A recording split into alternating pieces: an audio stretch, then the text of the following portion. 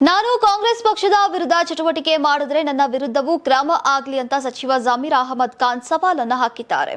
ಬೆಂಗಳೂರಿನಲ್ಲಿ ಗುರುವಾರ ಮಾತನಾಡಿದ ಅವರು, ಕಾಂಗ್ರೆಸ್ ಪಕ್ಷದಲ್ಲಿ ನನ್ನನ್ನ ಯಾರು ಟಾರ್ಗೆಟ್ ಮಾಡಿಲ್ಲ ಅಂತ ಸ್ಪಷ್ಟಪಡಿಸಿದ್ರು. ನಾನೊಬ್ಬನೇ ಮುಸ್ಲಿಂ ನಾಯಕ ಇರೋದ?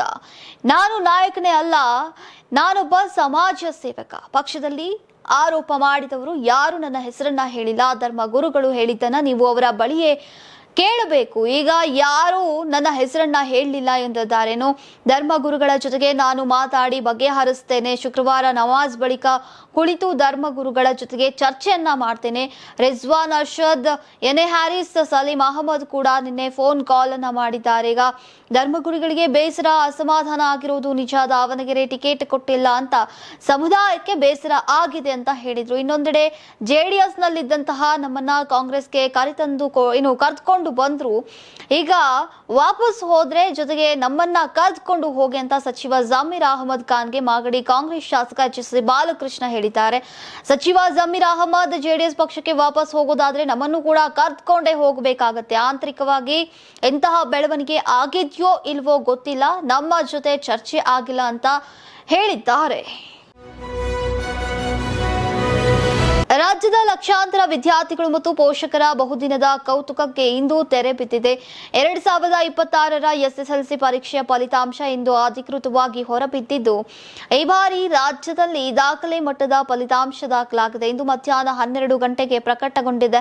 ಶಿಕ್ಷಣ ಸಚಿವ ಮಧು ಬಂಗಾರಪ್ಪ ಅವರು ಸುದ್ದಿಗೋಷ್ಠಿಯನ್ನು ನಡೆಸಿ ಕರ್ನಾಟಕ ಎಸ್ಎಸ್ಎಲ್ಸಿ ಪರೀಕ್ಷೆ ಫಲಿತಾಂಶದ ಮಾಹಿತಿಯನ್ನು ನೀಡಿದರು. ಈ ಬಾರಿಯ ಫಲಿತಾಂಶದಲ್ಲಿ ಎಂದಿನಂತೆ ಮತ್ತೆ ದಕ್ಷಿಣ ಕನ್ನಡ ಜಿಲ್ಲೆ 98.4% ಅನ್ನು ಗಳಿಸಿ ಪ್ರಥಮ ಸ್ಥಾನವನ್ನು ಪಡೆದುಕೊಂಡಿದೆ.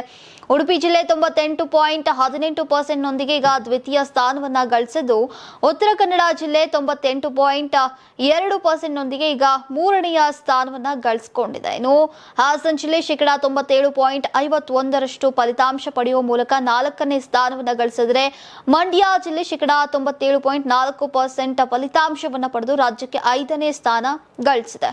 ಇನ್ನು ಶಿರಸಿ, ಹಾವೇರಿ ಮತ್ತು ಕೊಡಗು ಜಿಲ್ಲೆ ನಂತರದ 3 ಸ್ಥಾನಗಳನ್ನ ಪಡೆದುಕೊಂಡಿದೆ. ಇನ್ನು ಈ ಬಾರಿ ಎಸ್ಎಸ್ಎಲ್ಸಿ ಪರೀಕ್ಷೆಯಲ್ಲಿ 94.1% ವಿದ್ಯಾರ್ಥಿಗಳು ತೇರ್ಗಡೆಯಾಗಿದ್ದಾರೆ. ಅದರಲ್ಲಿ 91.94% ಬಾಲಕರು ಉತ್ತೀರ್ಣರಾಗಿದ್ದರೆ 96.18% ವಿದ್ಯಾರ್ಥಿನಿಯರು ತೇರ್ಗಡೆಯಾಗುವ ಮೂಲಕ ಈಗ ದಾಖಲೆಯ ಫಲಿತಾಂಶವನ್ನ ನೀಡಿದ್ದಾರೆ. ಈ ವರ್ಷ 3,77,922 ಮಂದಿ ವಿದ್ಯಾರ್ಥಿನಿಯರು ಪಾಸ್ ಆಗುವ ಮೂಲಕ 96.18% ಫಲಿತಾಂಶವನ್ನ ಸಾಧನೆ ಮಾಡಿದ್ದಾರೆ. ಇನ್ನು ಬಾಲಕರಲ್ಲಿ 3,77,287 ಮಂದಿಯಲ್ಲಿ 3,46,872 ಮಂದಿ ಬಾಲಕರು ಉತ್ತೀರ್ಣರಾಗಿ 91.94% ಫಲಿತಾಂಶ ಸಾಧನೆ ಮಾಡಿದ್ದಾರೆ.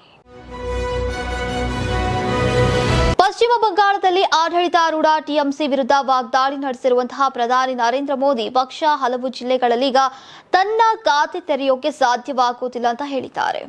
ಇನ್ನು ಪಶ್ಚಿಮ ಬಂಗಾಳ ವಿಧಾನಸಭಾ ಚುನಾವಣೆಯ 2ನೇ ಹಂತದ ಮತದಾನಕ್ಕೂ ಮುನ್ನ ಶ್ರೀಕೃಷ್ಣನಗರದಲ್ಲಿ ರ್ಯಾಲಿಯನ್ನುದ್ದೇಶಿಸಿ ಮಾತನಾಡಿದಂತಹ ಅವರು, ರಾಜ್ಯದ ಮಹಿಳೆಯರು ಮತ್ತು ಮಕ್ಕಳ ಕಲ್ಯಾಣ ಅದನ್ನ ಗುರಿಯಾಗಿಸಿಕೊಂಡು ಈಗ 10 ಅಂಶಗಳ ಗ್ಯಾರಂಟಿಯನ್ನ ನೀಡಿದ್ರು. ಬಂಗಾಳದಲ್ಲಿ ಬಿಜೆಪಿ ಅಧಿಕಾರಕ್ಕೆ ಬಂದ್ರೆ ಮಹಿಳೆಯರು ಮತ್ತು ಹೆಣ್ಣು ಮಕ್ಕಳ ಮೇಲೆ ದೌರ್ಜನ್ಯ ಎಸಗುವವರಿಗೆ ಶಿಕ್ಷೆಯಾಗತ್ತೆ ಅಂತ ಅವರು ಪ್ರತಿಜ್ಞೆಯನ್ನ ಮಾಡಿದ್ರು. ಇನ್ನು ಪ್ರತಿ ಬ್ಲಾಕ್ ನಲ್ಲಿ ಮಹಿಳಾ ಠಾಣೆ ಇರುತ್ತೆ. ಮಹಿಳೆಯರನ್ನ ದೊಡ್ಡ ಪ್ರಮಾಣದಲ್ಲಿ ಪೊಲೀಸ್ ಪಡೆಗೆ ನೇಮಿಸಿಕೊಳ್ಳಲಾಗುತ್ತೆ ಅಂತ ಪ್ರಧಾನಿ ಮೋದಿ ಅವರು ಹೇಳಿದ್ರು. ಇನ್ನು 1 ವರ್ಷದೊಳಗೆ 36,000 ರೂಪಾಯಿಗಳನ್ನ ಮಹಿಳೆಯರ ಖಾತೆಗೆ ವರ್ಗಾಯಿಸಲಾಗುತ್ತೆ ಅಂತ ಅವರು ಭರವಸೆಯನ್ನು ನೀಡಿದ್ರು. ಇನ್ನು ಬಿಜೆಪಿ ಸರ್ಕಾರ ರಚನೆ ಆದ್ರೆ ಪದವೀಧರ ವಿದ್ಯಾರ್ಥಿನಿಯರಿಗೆ ಈಗ 50,000 ರೂಪಾಯಿ ಹಾಗೂ ಗರ್ಭಿಣಿ ಮಹಿಳೆಯರಿಗೆ 21,000 ರೂಪಾಯಿಗಳ ಆರ್ಥಿಕ ನೆರವು ಸಿಗತ್ತೆ ಅಂತ ಅವರು ಹೇಳಿದ್ದಾರೆ. ಇದರ ಜೊತೆಗೆ ಈಗ ಪಶ್ಚಿಮ ಬಂಗಾಳ ವಿಧಾನಸಭೆ ಚುನಾವಣೆಯಲ್ಲಿ ಈ ಬಾರಿ ಭಾರತೀಯ ಜನತಾ ಪಾರ್ಟಿ ಅಂದ್ರೆ ಬಿಜೆಪಿ ಅಧಿಕಾರದ ಗದ್ದುಗೆಯನ್ನು ಏರುವುದು ನಿಶ್ಚಿತ ಅಂತ ಮೋದಿ ವಿಶ್ವಾಸವನ್ನು ವ್ಯಕ್ತಪಡಿಸಿದ್ದಾರೆ.